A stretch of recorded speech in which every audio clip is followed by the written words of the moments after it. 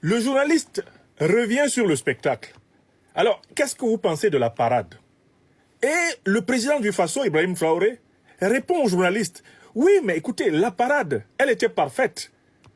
Le spectacle du défilé militaire, eh bien, russe, les démonstrations étaient parfaites. Mais je ne suis pas venu là contempler ce défilé comme un spectateur. Comme le dirait Aimé Césaire, une mer de douleur n'est pas un spectacle.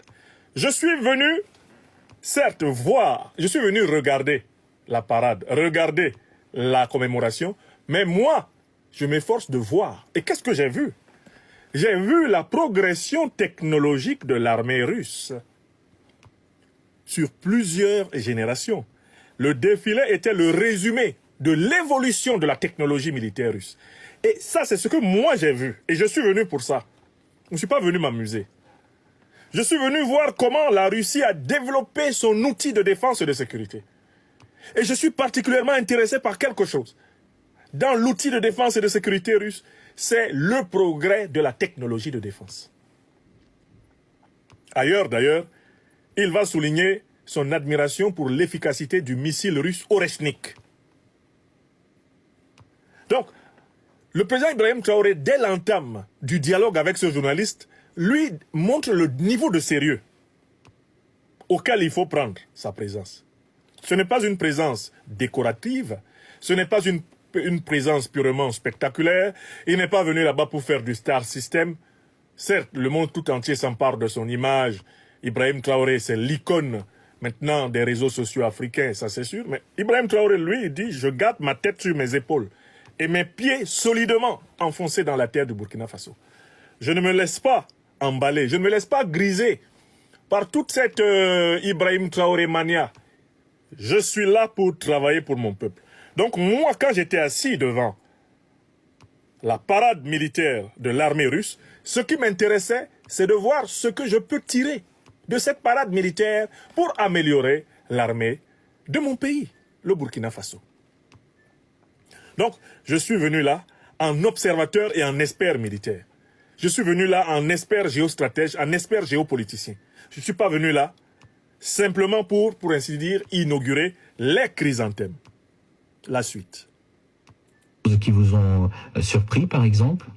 Surpris, on est toujours surpris quand on voit l'avancée technologique.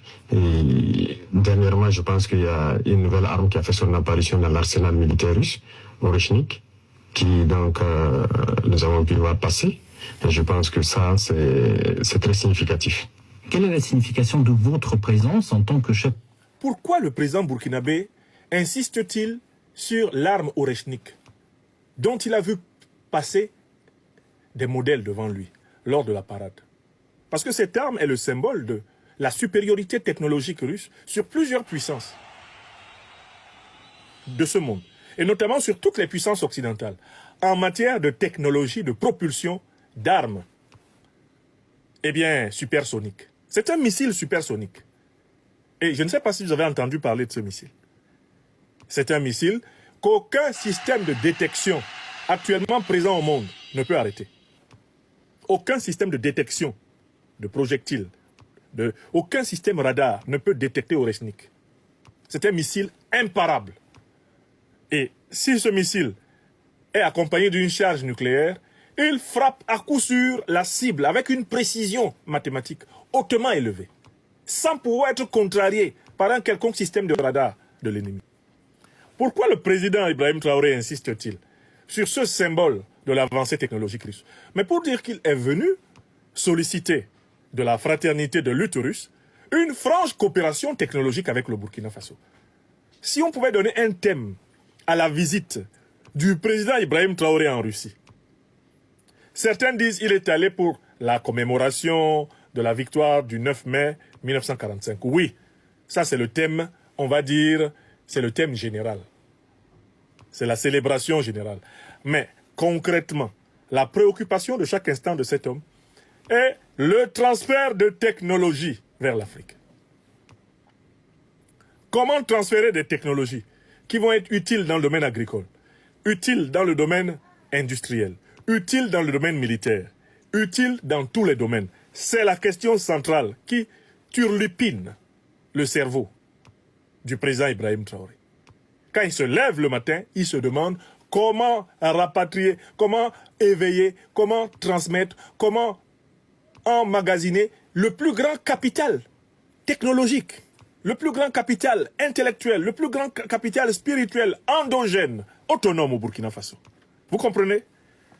Et voilà pourquoi il insiste en disant, nous avons par exemple vu passer Oreshnik. Ça veut aussi dire, nous savons pourquoi nous sommes agressés depuis 600 ans par les impérialistes, les négriers, les colonialistes occidentaux, les néocolonialistes occidentaux et moyen-orientaux.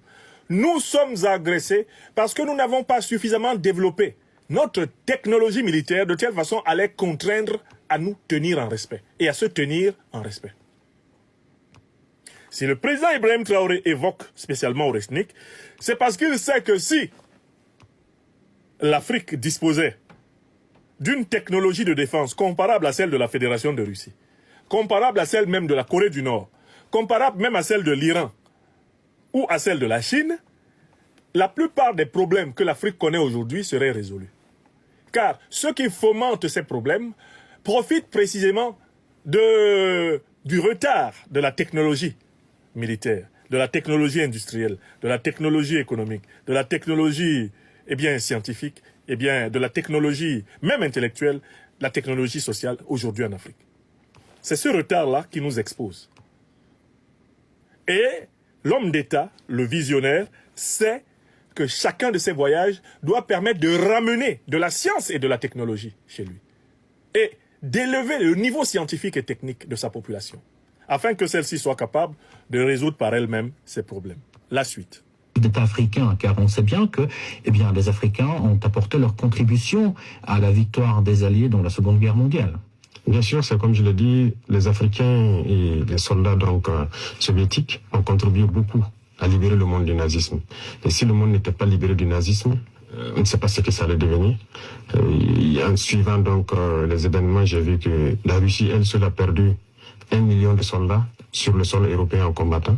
L'Afrique aussi a donné, nos ancêtres ont beaucoup combattu sur le théâtre européen, principalement en France, en Belgique, en Italie, pour libérer le monde du nazisme. Donc c'est une histoire commune que nous partageons. C'est un point absolument important.